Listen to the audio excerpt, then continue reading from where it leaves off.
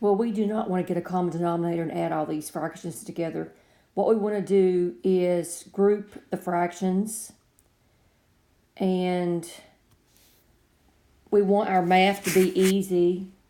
So what jumps out at me are these factors of 2. Oops, here. So let's try grouping. Leave the 1 alone, and then put these together, and these together, and then finally these. And each fraction, as you can see, is getting smaller each time. So let's replace, within each parenthesis, let's replace each fraction with the greatest one in that grouping. So that means this would be 1 over 4.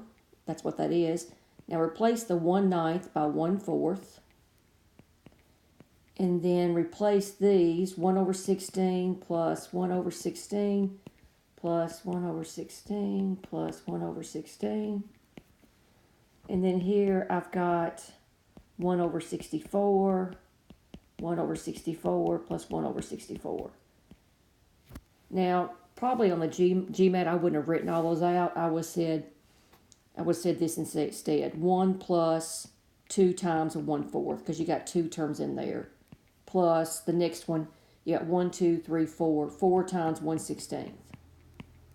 Plus 3 terms here. 3 times 1 over 64. Just to save some writing time. So 1 plus, now look ahead. Can you tell what the common denominator is going to be? It's going to be 64.